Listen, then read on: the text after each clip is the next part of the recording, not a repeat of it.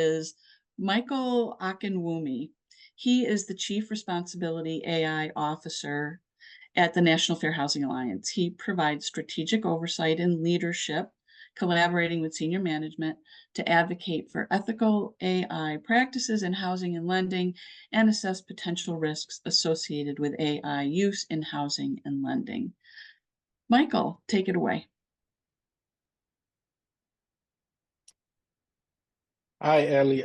Thanks for the warm introduction. I'm Michael Akinwumi, and I lead the Responsible AI Lab here at the National Fair Housing Alliance. And today, I'm hoping that with my presentation, we'll learn more about AI, how it is being used in housing, and then also bias and practical solutions for mitigating those bias. And it was really nice to see how the audience feel about AI or whenever they hear about artificial intelligence. Next slide, please.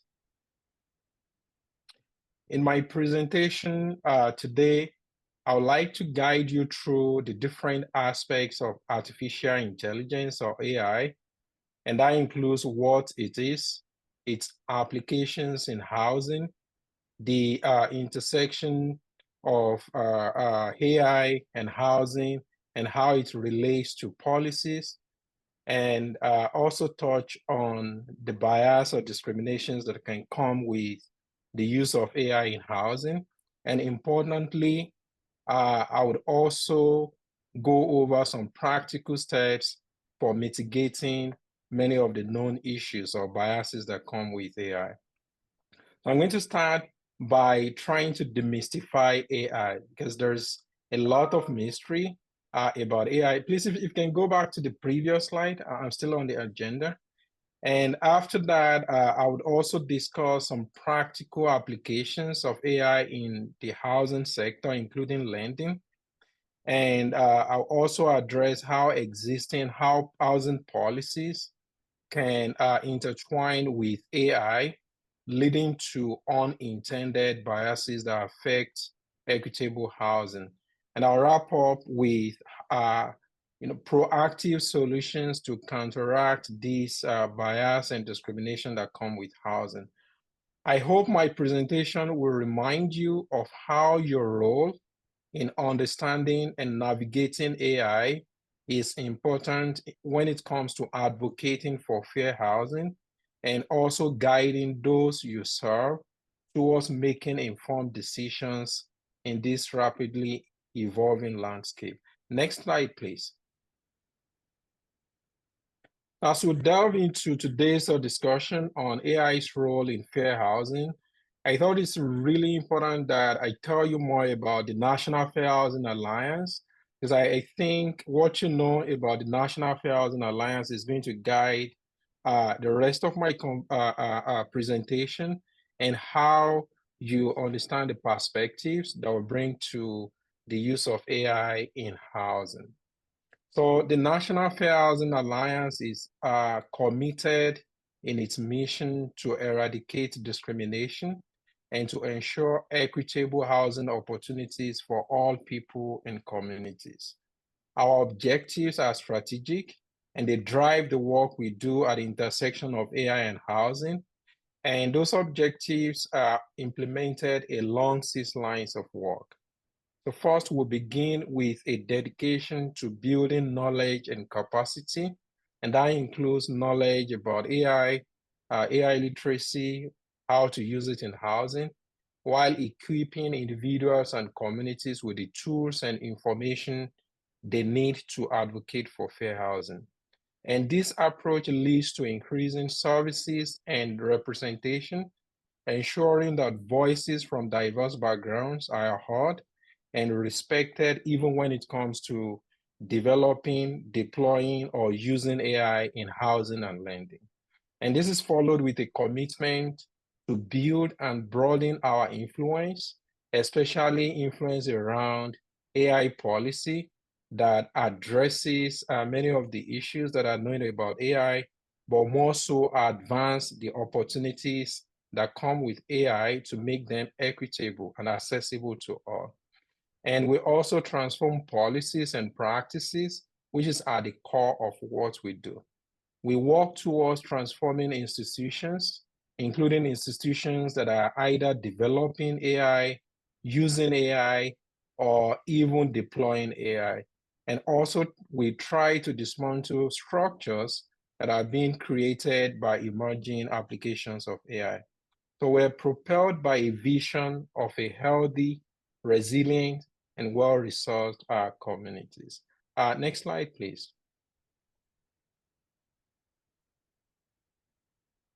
When we speak of artificial intelligence or AI, everyone has shared what they feel or what they think.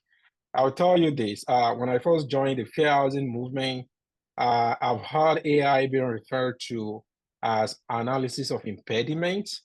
So I had to quickly rethink that, well, AI in my world means artificial intelligence.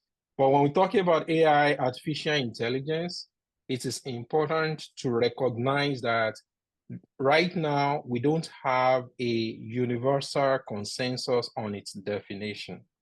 However, for the purpose of my presentation, I'm going to be leaning on a foundational understanding which aligns with significant regulatory bodies. The Consumer Financial Protection Bureau, the Equal Employment Opportunity Commission, the Department of Justice, and the Federal Trade Commission, they have collectively offered guidance that informs how the National Fair Housing Alliance defines AI and how we strongly believe that AI should be defined in housing. So the joint regulatory statement is consistent with the definition provided in the 2019 National Defense Authorization Act, which also resonates with both the White House executive order on AI and a more recent OMB guidance on AI, which was published earlier today. When we think about AI, it is important to consider it as a socio-technical phenomenon ranging from its human-inspired aspects, for example, cognition, learning, to its technical components. And those technical components are the data, algorithms, or the hardware that bring all these together. AI's influence covers a wide array of sectors. It impacts everything from employment and housing to climate and also food security. At the core of AI are the following pillars that we've identified. One, human. As the popular media may want you to believe that AI probably even creates itself, but we are redefining that to mean a creation of humans. So, and at the core of it, to make it operational or effective or responsible or safe, secure, and also trustworthy, you always need humans. So AI aims to emulate human functions like decision-making, learning, and communication. And the second pillar, when we try to define AI, is task. Like, what job is your AI system designed to do? These are the specific activities AI is designed to perform. For example, you have AI systems that makes decisions around mortgage underwriting, tenant screening, reviewing housing policies. So without specific, well-detailed tasks, we cannot have an AI system that works to the benefit of all. The third pillar that drives AI is data. AI systems learn and adapt from data. They require quality data to make decisions. And up to probably 2-3 years ago, when we think about data, usually one thinks about numbers, what you see on Excel sheets or CSV files. But with the advent of shining AI applications like ChatGPT, Gemini, I think it's fair to say that data now transcends the numbers that we are accustomed to. So it includes text, it includes audio, it includes images, and any other summary or representation of interactions between humans that you can think of. The fourth component is code. And code is the software or the brain of AI. And this is what really makes AI to come alive. And you also want to think about code as the language that computer system understands. And they obey some syntax, which at the core of it represent the thoughts of the humans that are creating the AI system. And last but not the least is hardware or compute resources. This is the physical embodiment that allow AI to interact with the real world. So we need all these five components to really understand what AI is. And when we talk about impact of AI in housing or how it is being used or even making policy recommendations, we want to make sure that the recommendations cover all these five pillars for them to be effective.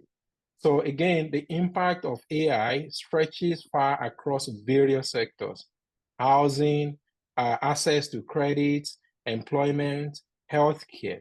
As we explore AI's roles in housing, I would like you to remember that while AI can offer substantial benefits, it also comes with challenges that we must navigate wisely. AI systems powered by data, powered by rules, powered by images, powered by audio, they can reflect and amplify societal biases.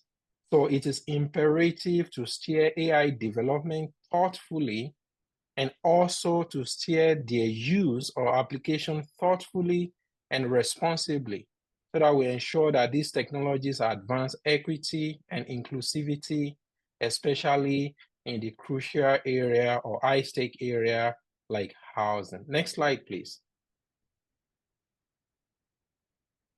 So on this slide, I will briefly address key areas where AI is profoundly affecting housing and lending. And first on my list is tenant screening. AI systems are being used to screen tenants, and these systems, they are really under intense scrutiny due to their potential to harm underserved populations. With significant input from organizations, housing organizations, federal agencies are beginning to examine these systems' transparency and fairness. An example that you can see in the news is the Open Communities case, which highlighted the rejection of housing voucher holders due to AI discrimination. And this underscores the need for greater oversight. The next use that you want to think of is facial recognition technology. So we're beginning to see the use of facial recognition technology, which is an example or instance of AI in public housing. And when we talk about or try to understand how facial recognition technology is being used in housing, the usual feedback is, well, we're using it for security and also surveillance. And this use has been criticized for its potential to worsen discrimination, especially against people of color. A lot of reports, for example, from the Washington Post, New York article that cover surveillance technology abuse, and these have also led to actions like the FTC's ban on applications of some facial recognition technology. The third example that I like to cover is scoring and pricing systems. So risk-based AI scoring and pricing systems, including credit scoring systems, are perpetuating disparities in credit and also insurance premiums. And there are a lot of studies that have shown that Black and Latino borrowers are often charged more due to biases ingrained or embedded in these systems. For instance, a recent investigation by CNN into Navy Federal Credit Union's lending practices revealed a significant disparity in loan approvals, revealing deep-seated nature of the problems or challenges that come with AI. Now, even though I've tried to cover some of the well-known challenges that come with AI, I'm also happy to tell you that there is a lot of opportunities or benefits that come with AI. For example, AI has the ability to leverage data that many of the existing automated systems that are being used for mortgage underwriting may not be able to leverage in order to, for example, exactly measure credit worthiness of mortgage applicants.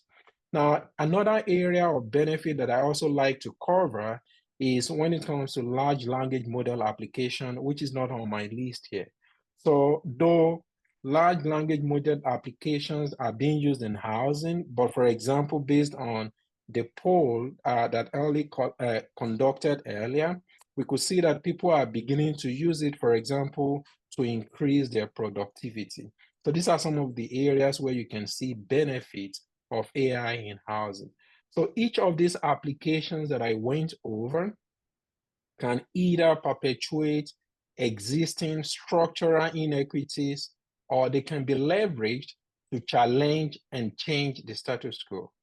As leaders and advocates for fair housing, we need to understand all these emerging applications in order to effectively and responsibly use AI in housing.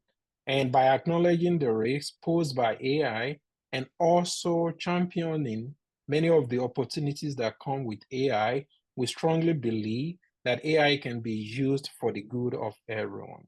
Next slide, please. So when we talk about bias, discrimination, or even sometimes being nervous about the use of AI or how risky AI is, people are quick to forget about what existed or what led to the bias that we see in AI data.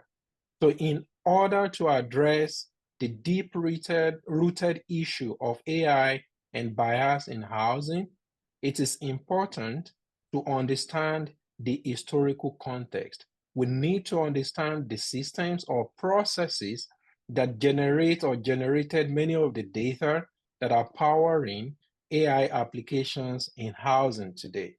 From Jim Crow laws to the GI Bill to the early days of exclusionary acts to the discriminatory lending practices of the 20th century, discriminatory policies have not only shaped the landscape of housing and lending, but have also laid the groundwork for the data that continues to power AI applications in housing. These past policies have encoded biases that AI, without careful oversight, without being intentional when it's being used in housing, can perpetuate discrimination on a larger scale. Your awareness and proactive measures can help counteract the replication or perpetuation of this discrimination or biases in modern application of AI in housing. We need to recognize these patterns and employ our knowledge and foresight to ensure that AI applications or tools in housing do not become instruments of past prejudices, but rather tools for advancing equity and justice. By critically evaluating the data, the algorithms, the code, and other components that I mentioned, we can advance the use of AI in housing. We can make sure that AI use in housing is safe, secure, and trustworthy. And we also need to commit to equitable practices, responsible practices for us to harness many of the benefits or opportunities that come with the application of AI in housing. Next slide, please. As I wrap up today's session, I want us to recall that ensuring AI in housing is safe, secure, and also trustworthy or free from bias requires comprehensive strategies. And this involves one, auditing. For example, the National Fair Housing Alliance has published a framework that we call PPM, which is a framework that can help to really understand the different areas where bias or discrimination can come from AI systems. So PPM, that is purpose, process, and monitoring framework. With that framework, those who are developing or using or interacting with AI systems, they have questions that they can pose to the system to really understand how biased the system could be. The second recommendation here is self-risk management or risk management. And this includes implementing the National Institute of Standards and Technology AI risk management framework. So when it comes to using AI in housing, it is really important for us to ensure that those who are developing these systems or those who are deploying the systems have applied this framework to their system. And also is making sure that the applications that we're using in our lines of work comply with many of the principles that are in the White House AI Bill of Rights. And we believe that the AI Bill of Rights should serve as a guiding document to uphold the ethical and responsible use of AI in housing by ensuring that AI applications in housing align with our core values of fairness, equity, and also privacy preservation. And fourth is making sure that those who are developing the AI applications that we're using in our lines of work have internal responsible AI management solution. And this should be part of their proactive self-regulatory effort to make sure that they are effectively mitigating AI risk, AI bias, and AI discrimination. So because we believe that developing in-house protocols, procedures, and solutions for managing AI systems can proactively mitigate many of the issues that come with AI. And it's also important, again, based on the OMB guidance that was actually finalized and published today, that those who are developing the applications that we're using, they have internal chief AI officer that can not only innovate, but also pay attention to mitigating the risks that come with AI. So these recommendations, we strongly believe, form a blueprint for any advocacy and action as they relate to limiting negative influences of AI in housing while amplifying many of the benefits that come with AI. For example, one of the benefits that I mentioned, which is making those who are traditionally considered to be credit invincible, making them credit visible, making them credit scoreable by leveraging new data. By promoting these solutions, housing counselors, housing advocates can play a pivotal role in shaping a housing market that is equitable, just, and beneficial for all. So to summarize, I've tried to explore the transformative potential of AI in housing while also recognizing the need to mitigate the risk of AI. Our commitment to responsible AI principles is important to advancing equity in housing. And I hope that we've learned that while AI holds great promise, vigilance and proactive measures are essential to ensure its benefits are equitably distributed for all. Thank you for your commitment to this important work as it relates to the use of AI in housing. And with that, I'll turn it over to Ellie. Thank you. Thanks so much, Michael. We're going to move right to our next panelist. Lena Zhu is a senior research associate associate in the Housing Finance Policy Center at the Urban Institute. She conducts data-driven quantitative research on policy issues related to the U.S. mortgage finance, housing supply, and racial inequality. Take it away, Lena. Thank you, Ellie, for the introduction, and thank you, Dr. Akinwumi, for giving such a great overview of AI in housing.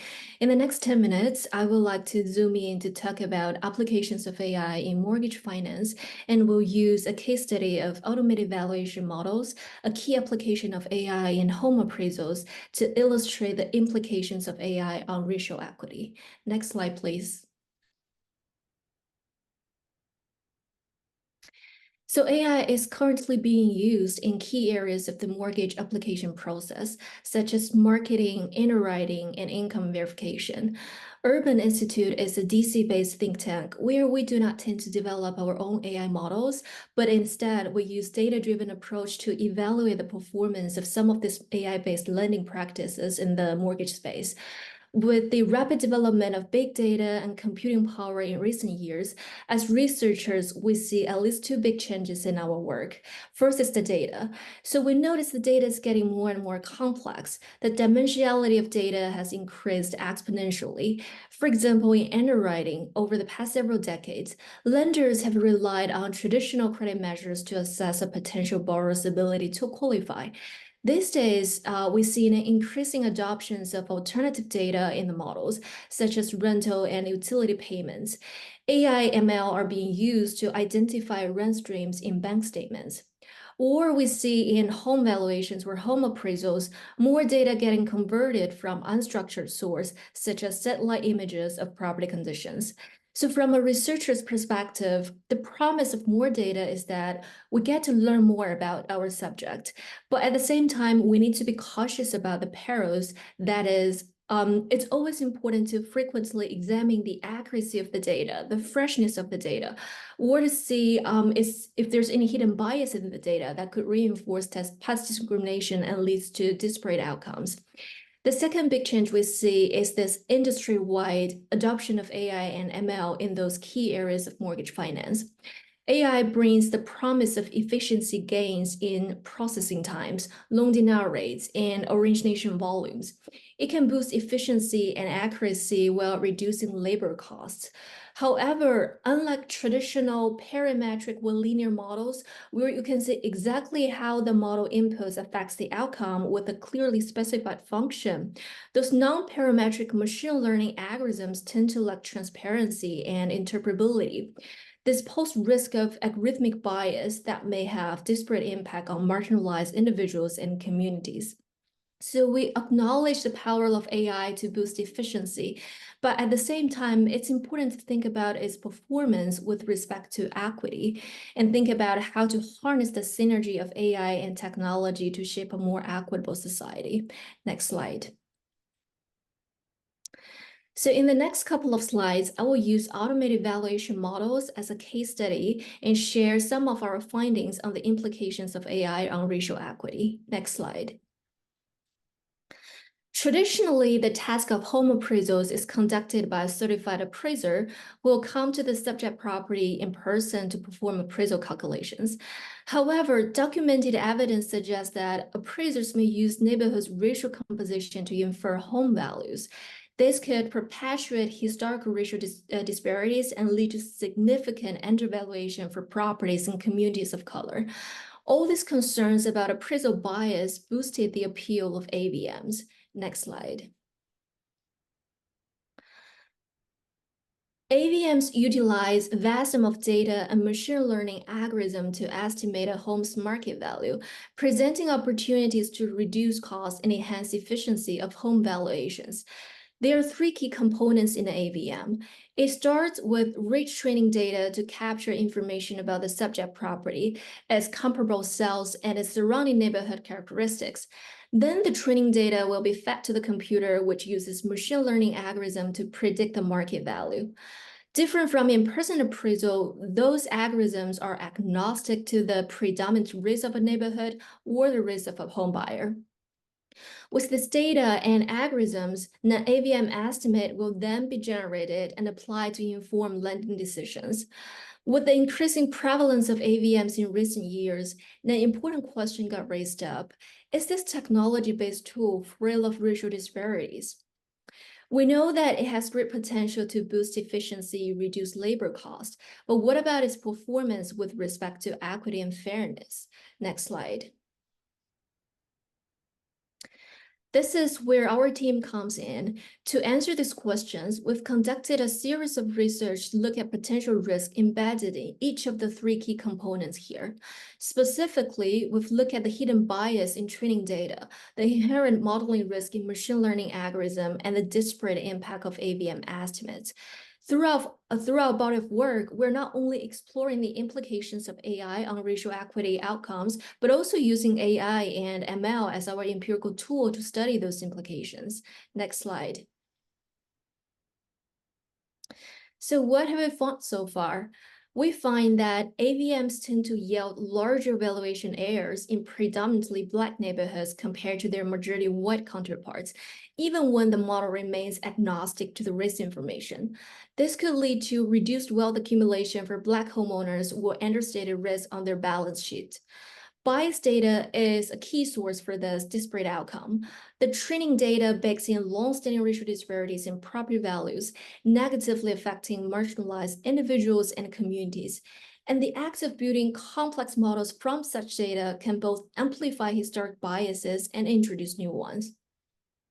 In addition to bias data, the model or the algorithm itself could also contribute to disparate outcome. In absence of a fairness criteria, the inherent trade-offs in algorithms between efficiency, or we call it accuracy, and fairness, make individuals of color disproportionately bear the results of demonstrable unfairness. This highlights the importance to deliberately integrate fairness criteria into the design of machine learning algorithms. And this anchoring Dr. Akiwumi's point on auditing, or more on intentional design. Our findings suggest regulation frameworks to safeguard the ethical use of AI are very much needed. Next slide. We see very promising regulatory frameworks proposed or implemented in recent years. For example, the Biden administration released the PAVE Action Plan in 2022, which includes a set of actions to root out racial and ethnic bias in home valuations. Influenced by the PAVE Action Plan, in October 2022, the administration released its AI Bill of Rights.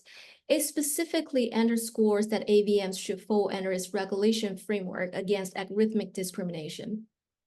In 2023, the proposed rulemaking quality control standards for AVMs were released, further highlighting the need for incorporating fairness metrics into the algorithmic design. Besides those regulations on AVMs, in September 2023, CFPB issued guidance that lenders must provide accurate and specific reasons for denials when using AI. All this suggests that algorithmically finding the optimal solution does not remove the importance of human input, and regulator is a key component in that process. Next slide. So if both data and algorithm can contribute to disparate income, what should we do to ensure more ethical use of AI? First is to design with intention. On data, although it is impossible to root out bias in source data, it is possible to better track the source data and be mindful to make sure the models are trained on the right data. On algorithm, it's important to think about how to encode the fairness matrix into the objective function so that both accuracy and fairness can be achieved with more advanced modeling techniques. One recent practice we see in the industry is the adversarial debiasing technique in underwriting, a thorough algorithmic search for less discriminatory alternatives, LDAs, considering both the accuracy and fairness criteria simultaneously. In addition, it is also important to increase diversity among model developers and users, as how human interacts with machines plays a key role in determining the final outcome. Equally important here is the role of regulators, as we just talked about. We need more concrete regulatory guidance to safeguard the promises of AI in both efficiency and equity. And last but not the least, all stakeholders need to work together to improve transparency, interpretability, and accountability of AI-based lending practices. With that, I will turn it back to Ellie. Thank you.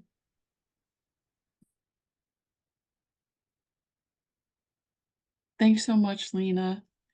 And now we're going to move to Linda Davis-Demas. She's the VP of Housing for Balance.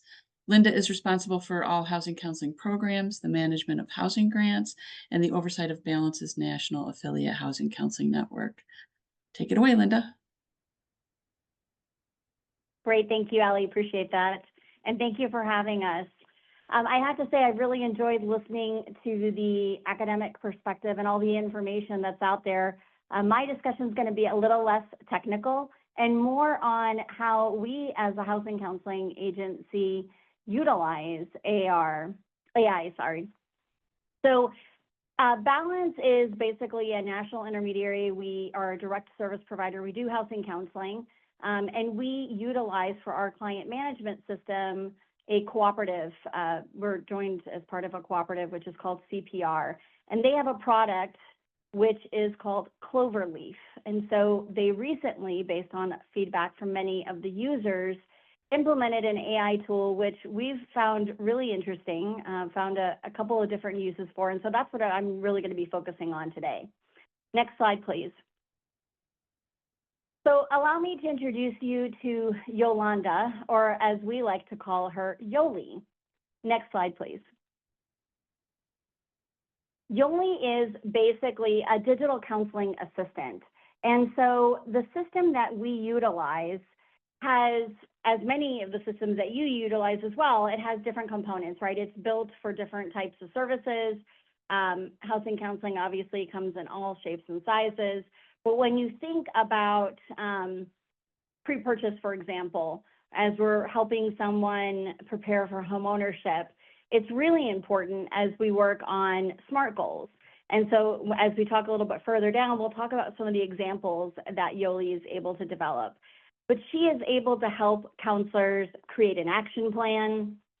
She answers questions based on the data that she's able to extrapolate and analyze. And so we'll use a couple examples in a second about the different ways that she'll look at a client's financials.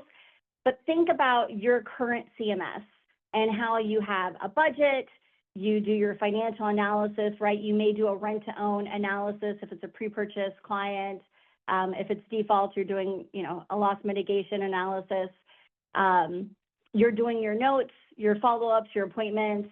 But most importantly, I think we're an area where counselors always can use assistance is in creating the action plan and the financial analysis. And so that's really what I'm going to focus on today with how we utilize Yoli.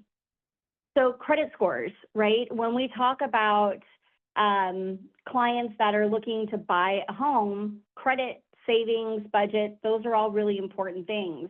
And so Yoli she'll be able to give the counselor suggestions on ways that they can improve credit, whether it's paying down a credit card or perhaps putting more towards another card or paying off something. She'll be able to give those recommendations, and the counselor can then analyze that information and decide how they're going to utilize it.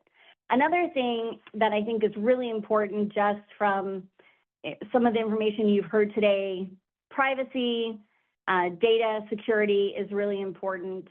None of the PII, so the personally identifying information, it's not something that is, it's not at risk, because that's something that's very important for us. Balance is a SOC compliant organization, and that's very important for a lot of the contracts that we have for us to be able to continue to provide services. And so PII and data security is something that's very important. And we know that with our partner, which is CPR, we know the Cloverleaf product is secure. She also can answer questions that really, you're just trying to figure out context of what are maybe some tips or analyzing potential for homeownership in certain counties, right? She can pull that data and tell you what would be reasonable. or what the average housing cost is. And so something that from a counselor, if they're having to go to Google or someplace else, you want to make sure that the information is coming from a verifiable source. This provides that security. And then I just wanted to kind of go through a couple of more examples of how the information is utilized. So next slide, please.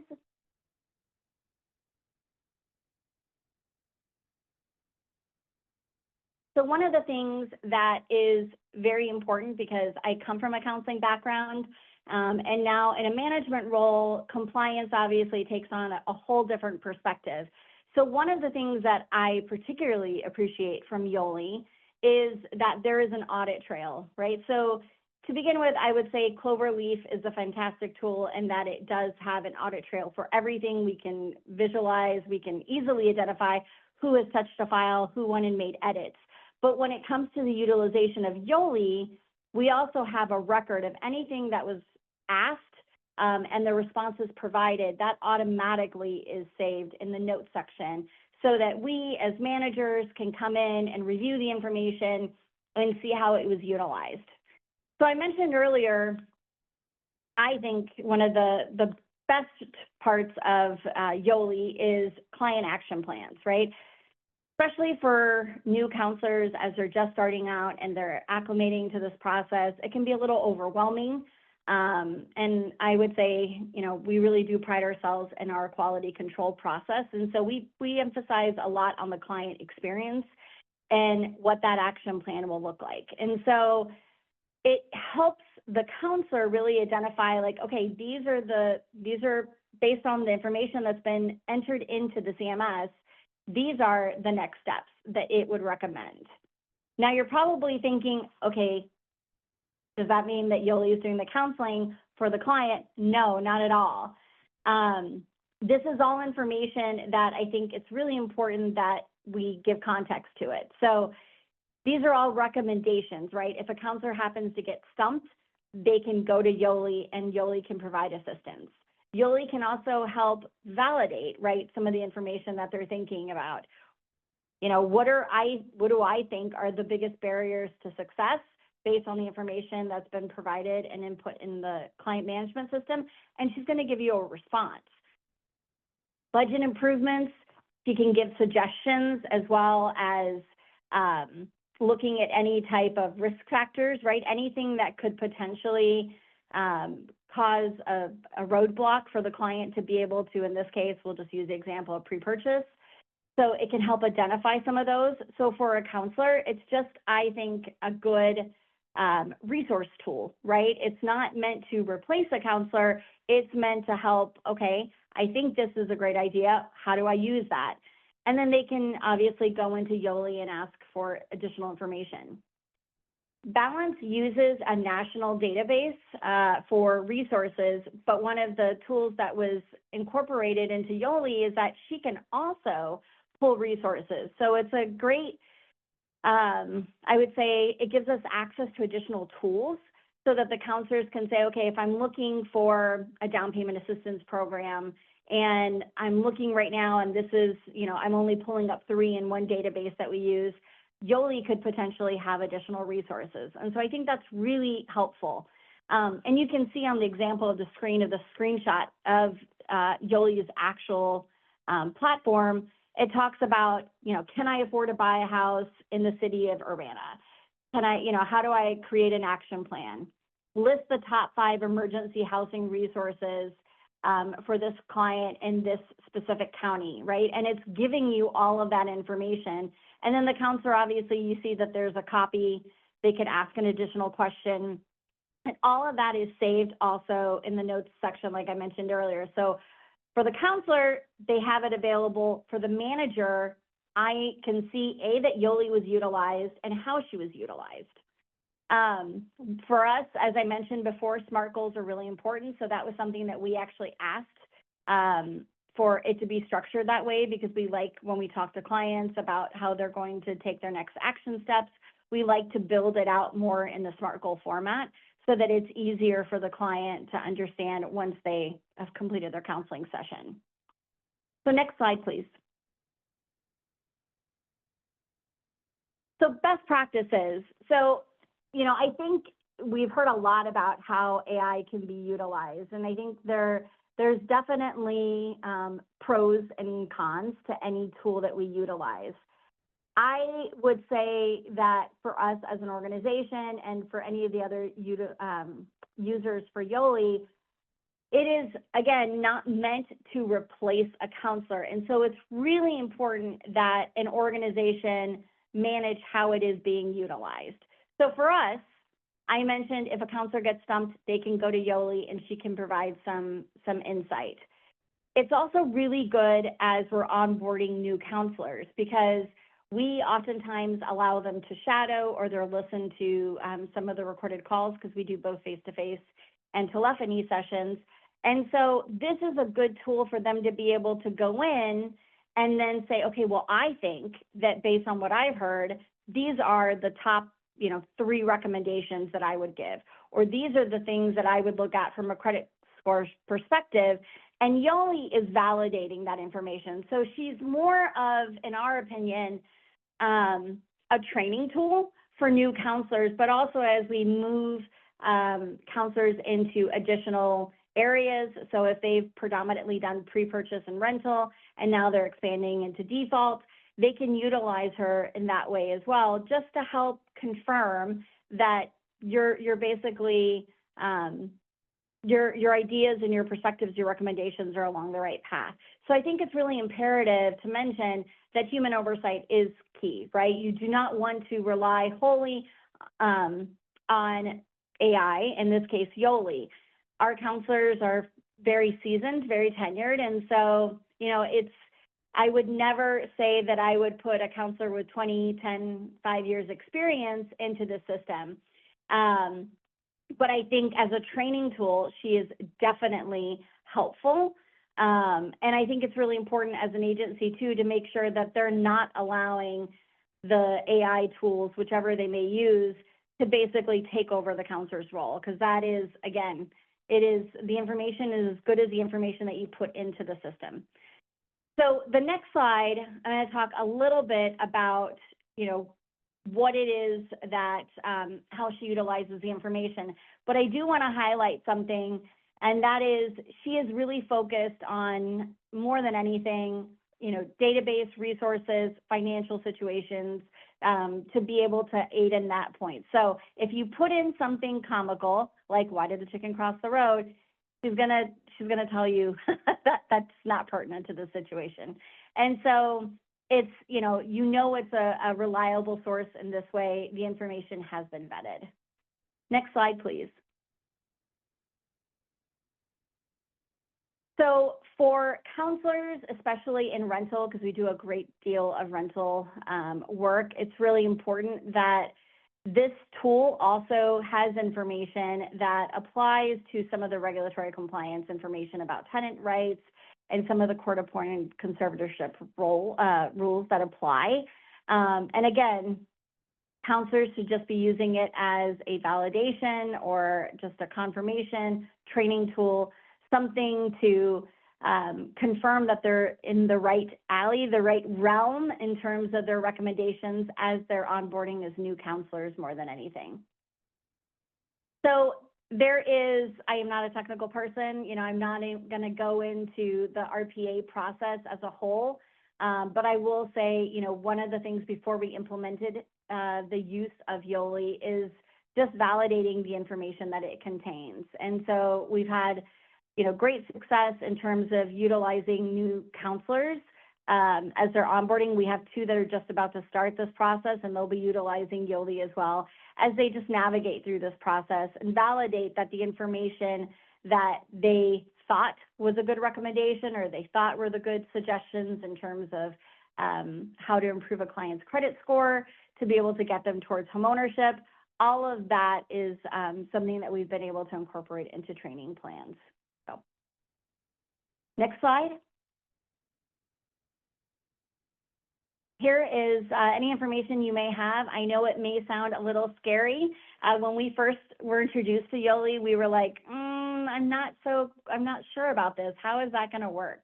And I think, again, it's user preference, right? Our counselors have Some of them have enjoyed it a great deal. Others are a little bit more hesitant to use it. But they're, you know, again, it's a tool available. It's not meant to replace a counselor in any shape, way, or form. And again, we really do appreciate all the information that Yoli makes available to the staff. Thank you. Thanks so much, Linda. All right, so our next presenter is Kerry Siegel. He's the chief strategist at Consumer Debt Counselors Incorporated and has a background in strategic development, business leadership, AI technology leadership, and nonprofit operations. Joining Kerry today is George Janis, who in 1998, after spending 23 years in the insurance industry, watching people get into financial trouble and struggle to turn their lives around, founded Consumer Debt Counselors. So Kerry, take it away.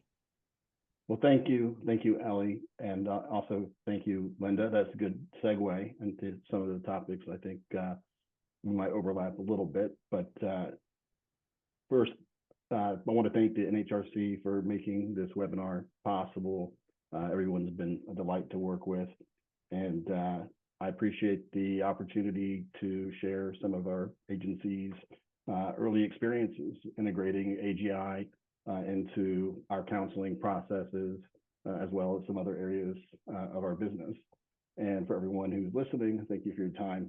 Hope you find some of our learnings, both good and bad, helpful in your own endeavors. Next slide, please. Let's see, where's that? I lost it. Hold on one second. Okay.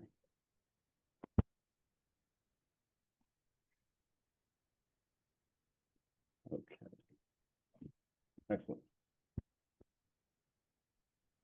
So today I am going to endeavor to share with everybody a little bit about our integrated AGI project. We started out with a strategic objective that was one where we could use AI integrated with our client management systems to improve client outcomes. We started this project in October of last year, so be patient. We're at the very beginning, but we've made some headway and we've learned a lot. 4 main areas I'm going to hit on here. Talk a little bit about types of artificial intelligence as it pertains to our world. Talk about the digital ecosystem that we have and why did we have to go out and build one.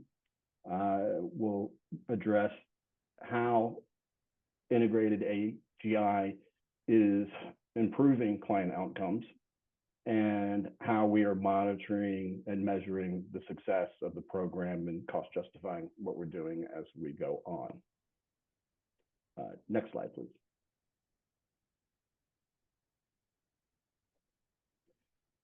So I think, Michael did an excellent job pointing out that, AI definitions are fluid and, depending on what area you're working on, it might mean a little different. But in general, these are systems that learn and adapt over time from data inputs and from then assessing outcomes against the inputs in simplest terms. And for our purpose today, and as it applies to our business, I kind of purposely am going to oversimplify it and say we've got generalized artificial intelligence, which is like ChatGPT. It's what most of us are familiar with right now, and everything we're working in right now is pretty much modified versions in this phase 1.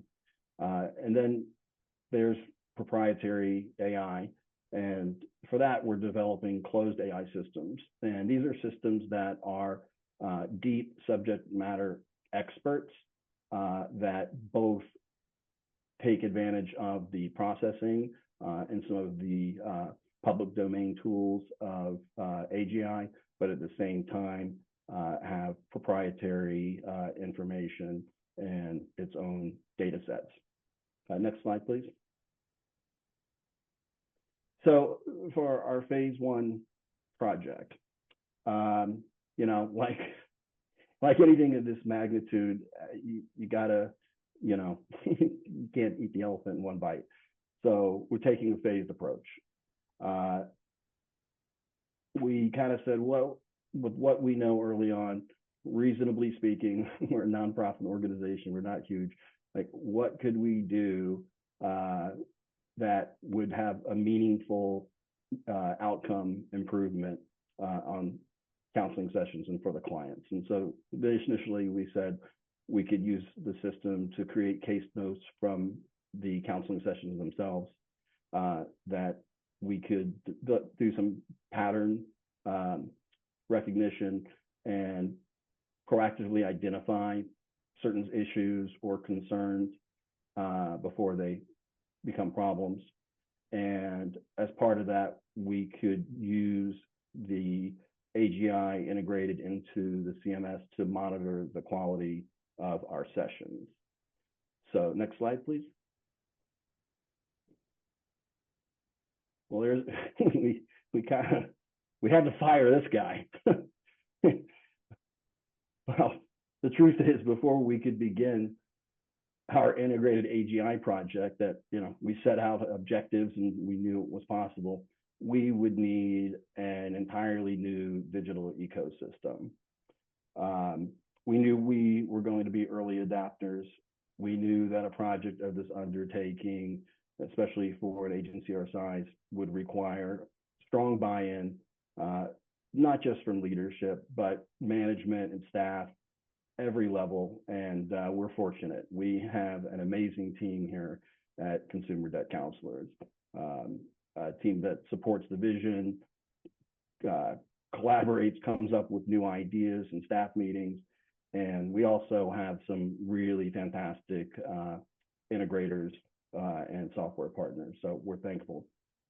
Next slide, please. So, like, how do you build an AI-ready digital ecosystem? Well, it kind of starts out with just like functions. You know, what does it need to be able to do, and the information, what information needs to be, you know, shared in a secure way across the enterprise. And so we start with client inquiry, multi-channel, whether it's phone, text, email lead, referral, managing those leads, taking the clients in completely paperless, allowing them to complete digital signatures, forms, disclosures, submit their self-reported preliminary financials, their budgets, their demographics. We have custom workflows so we can process our information with very little administrative work. We're pretty much paperless in that regard. Clients are able to continue to provide follow-up information requested by the counselors through our extranet. They're able to manage, schedule, and modify appointments online. So very few of that type of, very little of that activity goes on over the phone anymore. We have all of our counseling sessions are digitally recorded and transcribed with full permission and the proper disclosures with the clients. Our telephony system, both text and voice, is fully integrated, and it all ties into what we all need to have to operate in this business, is a HUD-approved CMS system. Next slide, please.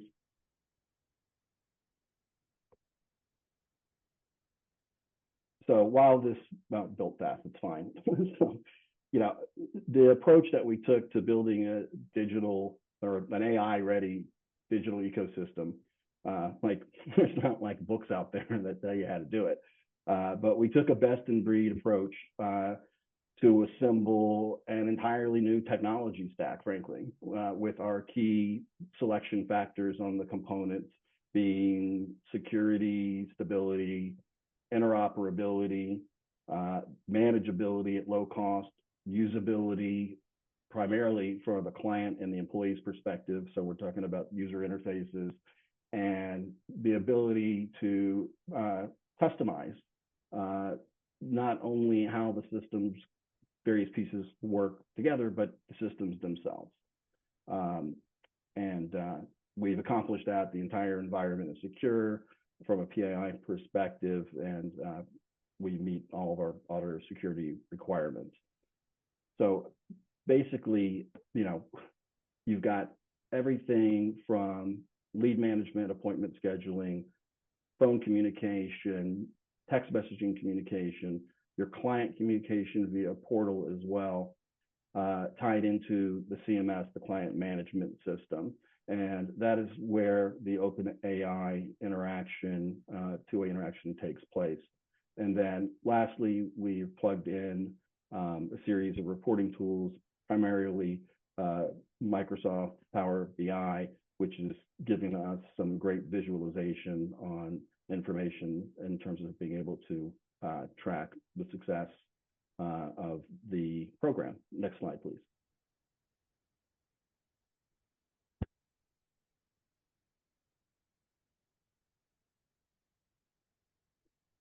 So how did the CMS with the integrated AI improve outcomes? Well, 3 ways. I think you could hit the next one. Okay, let's just stay right there if we could. Thank you very much. First of all, we're able to manage client sentiment. Secondly, we're able to measure our compliance of our sessions against rules and regs. And then lastly, we use the AGI to draft consulting reports and action plans. So first, measuring client sentiment, we use natural language processing, and it classifies sentiment. We can tweak it in various ways, but in simplest terms, negative, positive, neutral. I'll show you at the end what we do with that data. But at the highest level, you know, you want to keep your clients happy. You're going to be a little concerned if you have, you know, too many people that are just kind of neutral, but you really want to manage by exception. And when there's, for whatever reason, can be a million reasons, something that gets picked up as being a negative exchange, you want to jump on that right away. We're able to measure the quality and compliance of our sessions in real time, not like just reviewing paperwork at the end of a month. As a matter of fact, we are now getting very close to having all of the sessions analyzed within a few minutes of their completion versus batching them at the end of the day. We have predetermined criteria that includes professionalism, there's subject matter checklists. So again, we're able to make sure that if something in a session doesn't go the way we think it should, figure out why. And then I think one of the things that's kind of most important, and Linda did an excellent job speaking to this as well, is that AGI does not replace the counselor. That's a high touch personal relationship, but instead what it does is it makes the counselor more effective and allows for more value delivery. You know, essentially it's enhanced focus on the counseling and solving client issues and less time spent on administrative tasks and paperwork. And also just we've learned that it enables us to expand our services and our reach out into the marketplace, which is a game changer considering if you operate in this industry, we all have, you know, limited budgets, and at the same time we're seeing costs increase across the board. Next slide, please.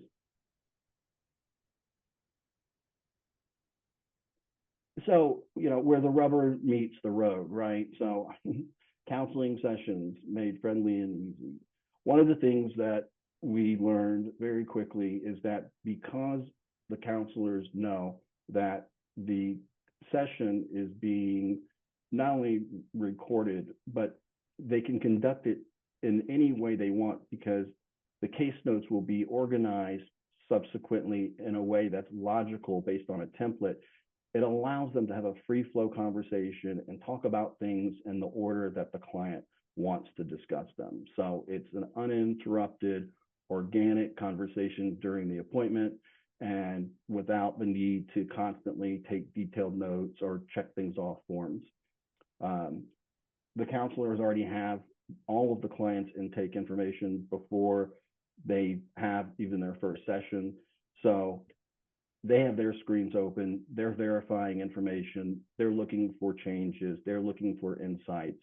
It's just given us a tremendous amount of efficiency and made the experience, I believe, more pleasant for both the client and the counselor. And I can talk a little bit more about that. I think we might have some more information here on kind of how we're rating sentiment, although I touched on that earlier. Next slide, please.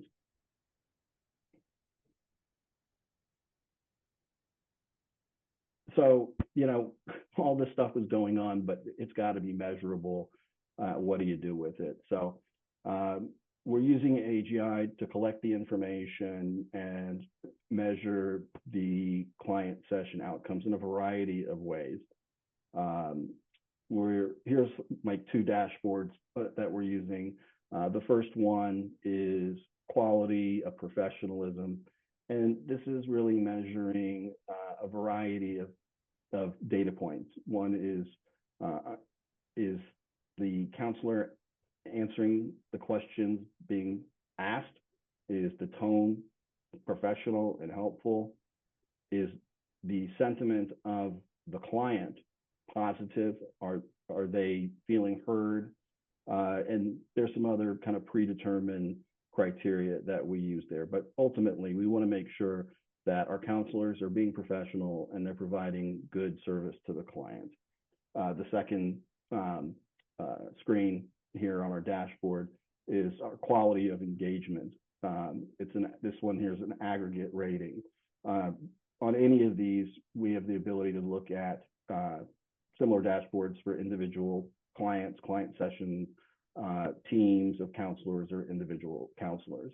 But the quality of engagement is what's measuring the consultative engagement. We kind of like, the best way we can say this is like, are you being consultative and or are you like exerting authoritativeness, which is something that we frown upon. So the underlying metrics are designed to ensure that the client understands what's being recommended, being suggested, and feels heard and has the opportunity to discuss back and forth. And both of these models, and frankly, all of our models, are continually being adjusted to minimize cultural biases and enhance the equity of outcome. Next slide, please.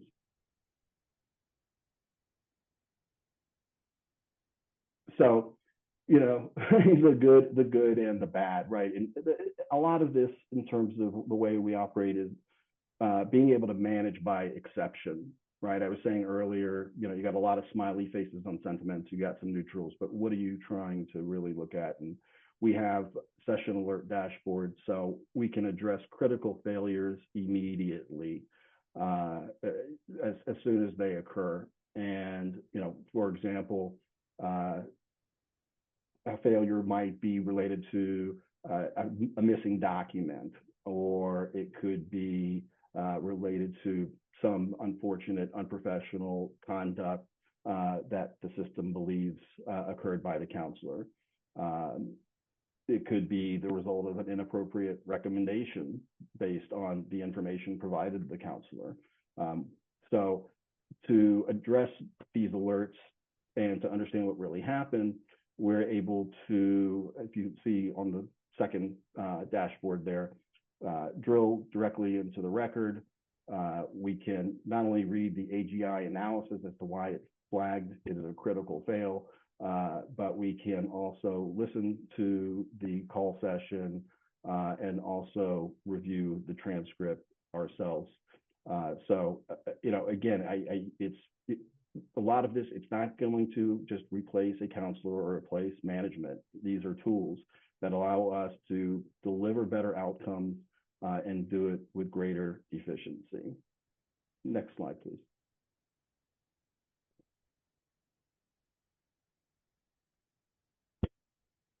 So I guess like what I said at the beginning, our project is truly in its infancy. We are in the learning phase. I think projects like this, you're always in the learning phase, but we are very excited about the new possibilities based on what we've learned so far and the exponential growth rate of the tools and the capabilities that are increasingly available to us.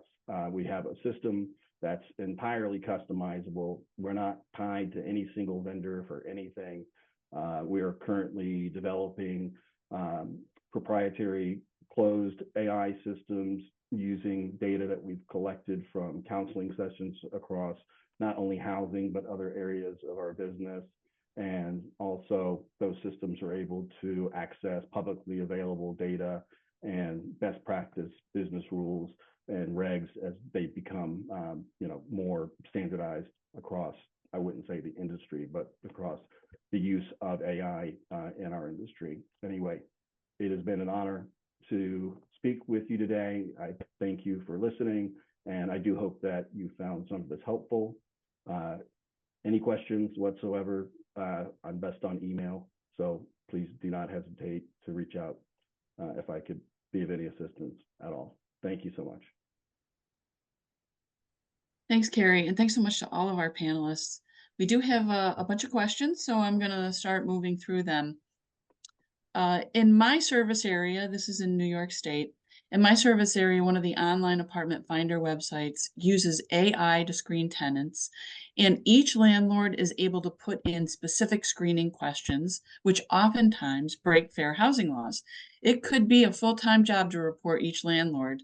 Does the host site have any accountability to make sure their users are following local laws? And I think Michael or Lena, you may be best suited to answer this question.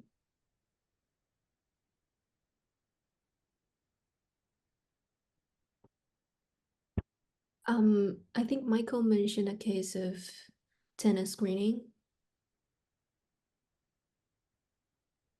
Michael, go ahead. You're on mute. Yeah, sure. Thanks for the question. So I think when it comes to the issue of responsibility or who is having oversight, right, to make sure that some of these contents are not breaking fair housing laws, I think it really goes both ways, the landlords, and then as well as the companies that are providing the platform. Like in my presentation, I talked about the issue of the importance of self-regulation, which refers to the tech companies being proactive about how they are checking for some of these potential violations, right? Like I can speak to, for example, some of the work we're doing with some of the tech companies who have integrated the platform, large language model with their platform. And what we do here is that along 5 lines of responsible AI or responsible AI principles, so we work with them to check that before they post any of the, for example, listings, right? Or even make using what the landlords are posting on their platforms. They go through those lines as part of their self-regulation or self-auditing principles to make sure that they're actually comparing or they're doing all these checks in the context of fair housing laws, right?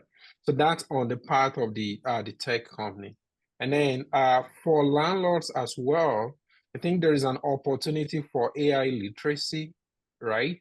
So what we're doing also even with some of these tech companies is before landlords or users can make any posting, there are documents or guidelines that are even in form of like webinars that educate them about all these different potential violations, because it's a win-win situation for the landlords and then also even for the tech company. So that's really the approach here.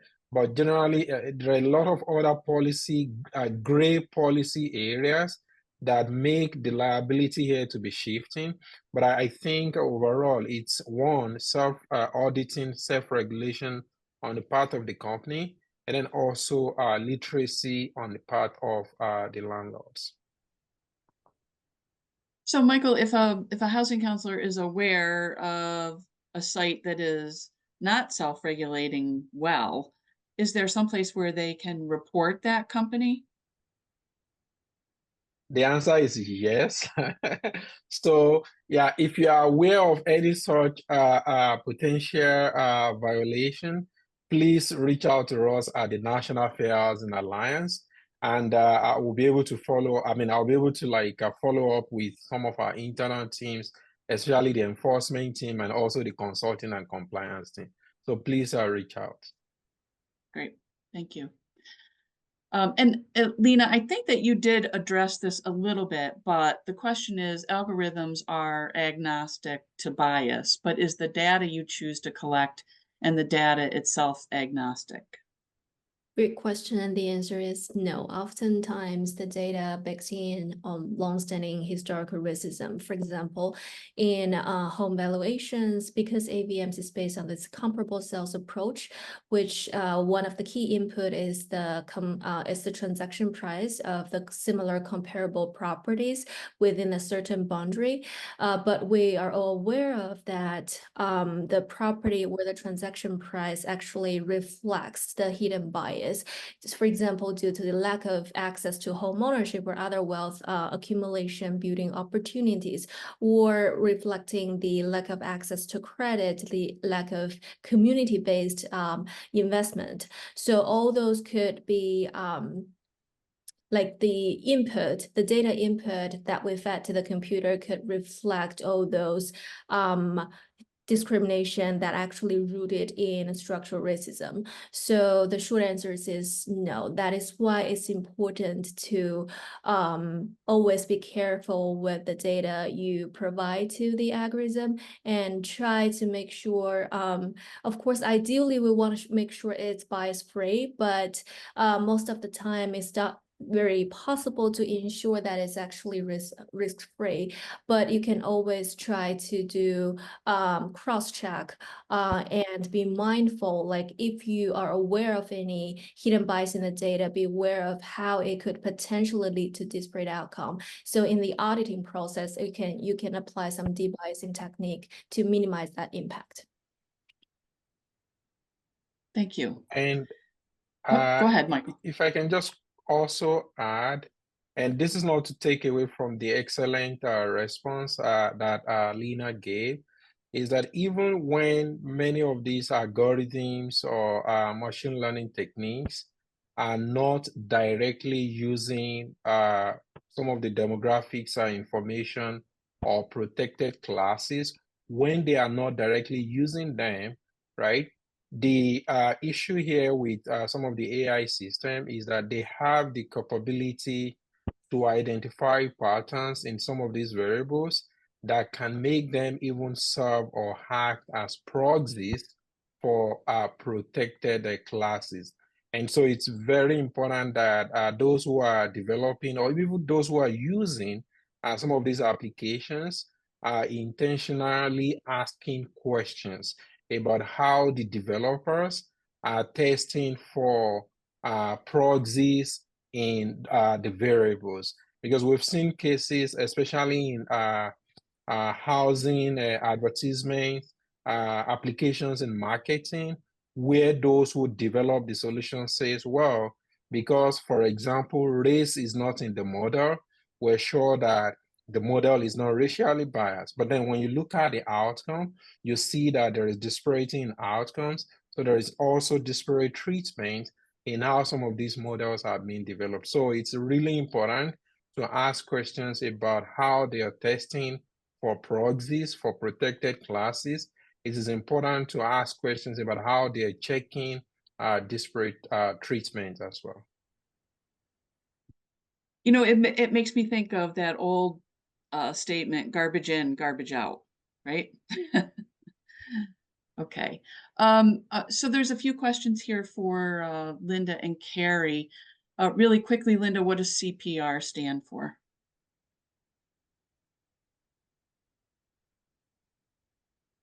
We can't hear you, Linda.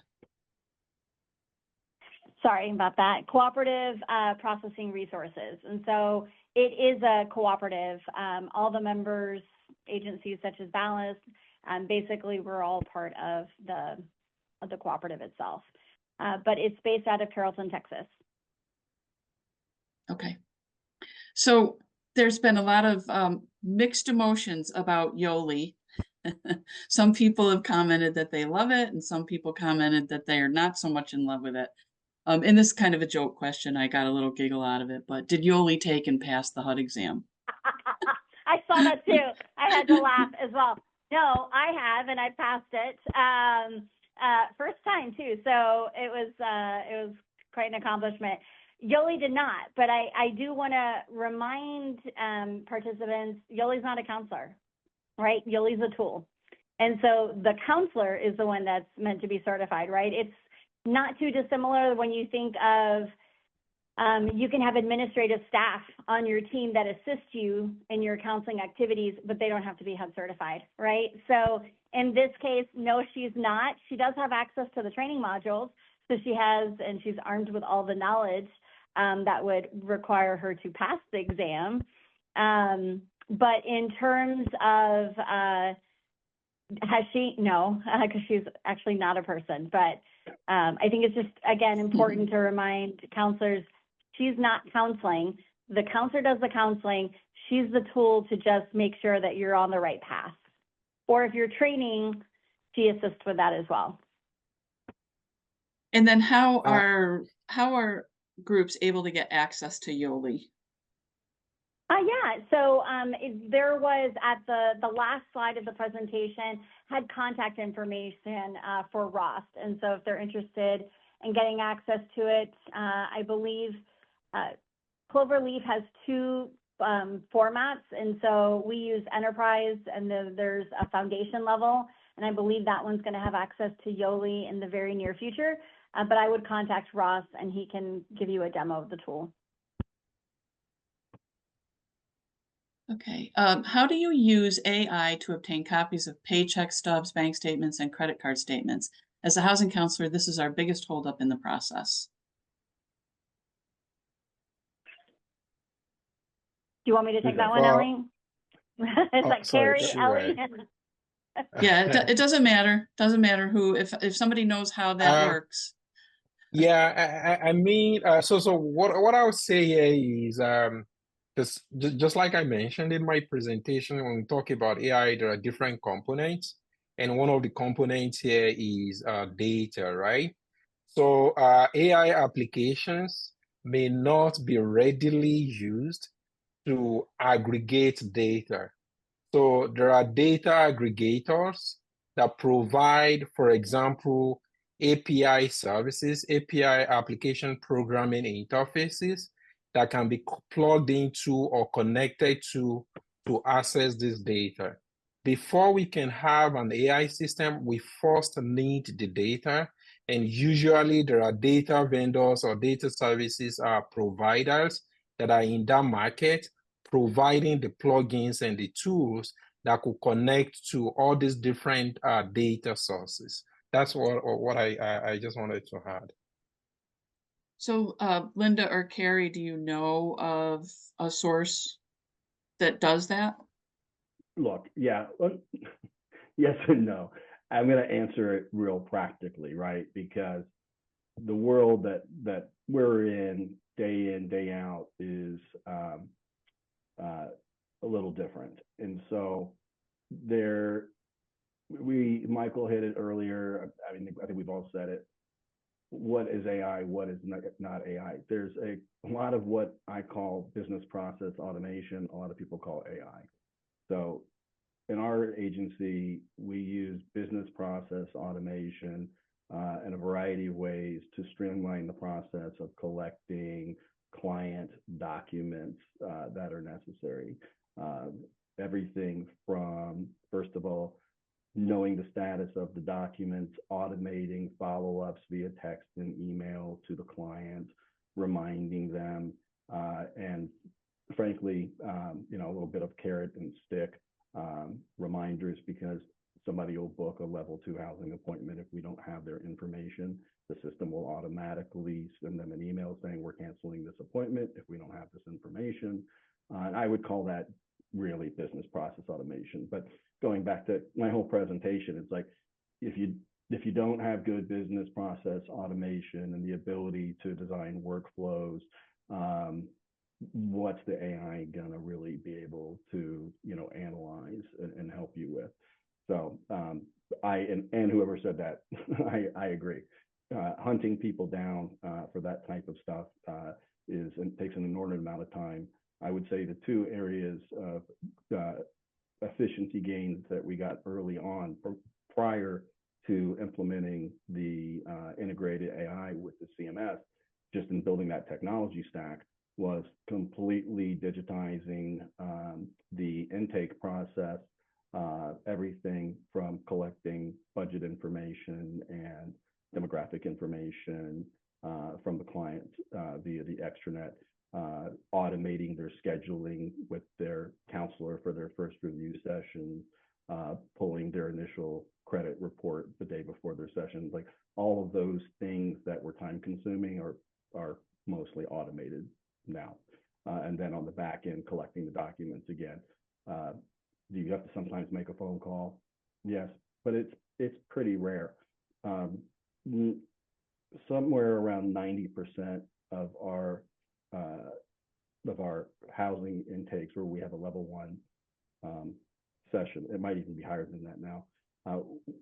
Prior to the session, we haven't had any communication other than electronic communication with the potential client with the inquiry.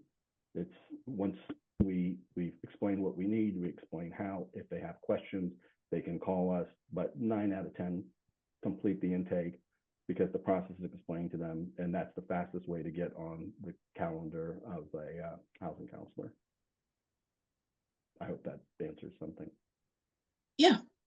Okay, well, while you're unmuted and talking, Carrie, this question is directly to you. What are you using to compile the summaries of the counseling sessions? Is it something you created yourself? We use a lot of duct tape, and sometimes I have chewing gum. It's a good question. We use a combination of and that's our whole technology stack. It's the stack itself is not. It's open source, most of it. It's not proprietary. So, for example, we use GPT-4 Turbo actually to generate its own prompts that it then loads into the system, and then based on the output, we feed it back to keep getting better prompts and better output. Then we embedded scripting languages. So for example, we can take text and not only analyze it for sentiment, but break it out into predefined data fields. So, JSON, Python, these are all pretty pervasive tools for that type of data extraction where you can pull information, analyze it, and store it without ever having to, key it in, and you're basically parsing, like what's what we used to call it, parsing text and turning it into data fields off of the call logs. I don't know. Well, and I would encourage people, Carrie very graciously put his contact information into the PowerPoint. So I would encourage people to reach out to Carrie to get some more detail about how he put this together and what are some of the tools that he's used to put it together. Okay. So when working with AI and receiving assistance with client notes and other tasks, how do clients track or count this time on their HUD PAR for billing reimbursement purposes? And I think by clients, the person asking is talking about the housing counselors. I'll go ahead and start, and then Carrie, if you want to jump in after. So for us, in terms of notes, the counselors are doing all of that, right? The only thing that is automated is if you do utilize Yoli, all of that information is then carried over to the notes. So there's a record that she was utilized and what was asked and what was said. So in terms for us, For PARs, it's kind of irrelevant because it's always counselor time, because the counselors are the ones that are going and inputting their notes. They're going in, if the client used the portal to input their budget and stuff like that, that's not counseling time. That's outside of the counseling engagement. And so our clock, I guess you could say, would start ticking once the counselor contacts the client and is working with them. And then any work that they do on the back end, whether it's, helping prepare stuff for the lender or talking to the DPA and things to that nature. And so it's all counseling time. Carrie, did you have Yeah. anything you wanted to add to that? I think Linda said it pretty much, the same way we see it.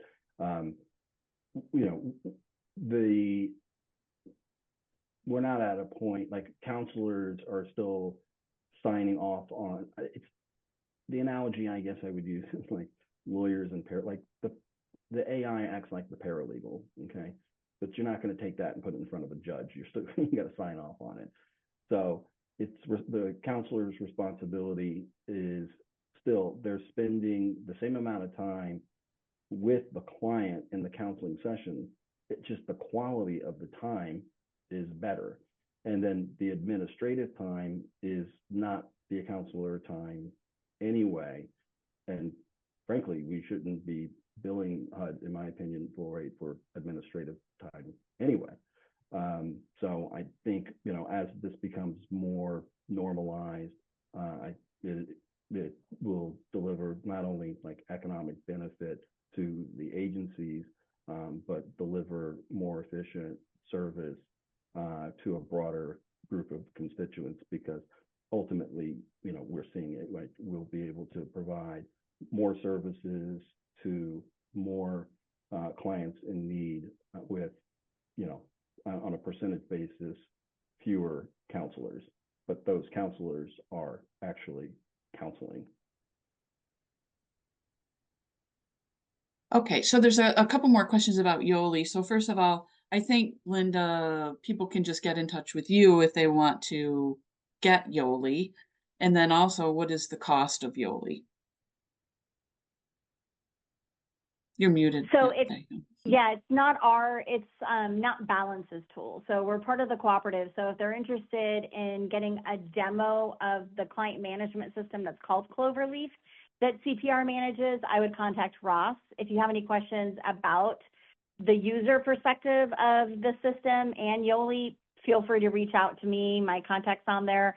I'm also on the Facebook counseling group, so happy to answer or reach out and walk anyone through any of those. Yeah, and wasn't sure, Ellie, if you wanted us to jump to the AI helped get funding question. Well, first, I just want to say to everybody, the contact information for Ross is in the PowerPoint. The PowerPoint's been put into the chat a few times, and it will also be is included as part of the email that goes out with the recording. And the recording will not be available early today. It will be available probably by Monday. There's some expert editing that that Ebony does for us before it gets posted on YouTube and on our website. So yeah, has anybody gotten any funding using AI? Not yet, but I would love to. But I mean, for us, it's still initial stages, so not something that I feel would merit it yet. How about you, Carrie? We have some very good prospects, I think. Good prospects, you said. I think. You think? Yeah, okay. you're right. Would love to. Let me double caveat. I'll triple. Well, I believe we may have some good prospects, I think. Well, if you get any funding that's the result of AI, we'd love to hear about it. Please let me know. Of course. That is something that we'd love to share. Okay, let's see. So one person just kind of wondered if maybe housing counselors feel like they might be getting micromanaged by artificial intelligence. Linda or Carrie, any thoughts about that? I think that's probably more on Carrie's side, because Yoli is a counselor selected tool, right? So the counselors are the ones that decide if they're going to utilize Yoli or not. So for us, that I don't believe would be an issue, because if they felt that way, they wouldn't use it. Yeah. Carrie, can I jump in on that one? Do you mind? Go ahead, George. I'm sorry, I didn't. I think it's like anything else in management. It's a matter of how you use the information as you're discussing it with the counselor. So our experience hasn't been bad, and we use this with our counselors in several business lines. So it's a management tool, but like all management tools, it requires a certain level of management expertise to present it and get buy-in. Okay. All right, I'm going to ask one last question. Is there any focus in the use of AI to assure ethical interactions with the machine, so to assure the respect of a potentially conscious machine and to prevent its abuse? So Lena or Michael, I think that may be a question for one of you to take. Go ahead, Lena. I can get started. I think like the current policy movements in this space is kind of meant to address this question, which is how we can more effectively interact with the machine. And we call it human in the loop approach. For example, like think about how to encode the fairness criterion other than the efficiency criterion. Code more effectively, deliberately code the fairness criterion into the design of algorithm. That's one way to ensure the ethical use of AI and avoid any type of abuse. Also, I think to include more human input in the design, not just the regulators, but also the modelers and users, diversify the pool that could get more data inputs and better train the algorithm to make it more representative of the whole sample. Great. And with that, Okay. I'm sorry, Michael, did you want to add something? Go ahead. No, please go ahead. Don't worry. Okay. Thanks. Okay. So I'm going to hand it back over to Bruce now to wrap us up. Thank you so much to all of our panelists. This was really wonderful.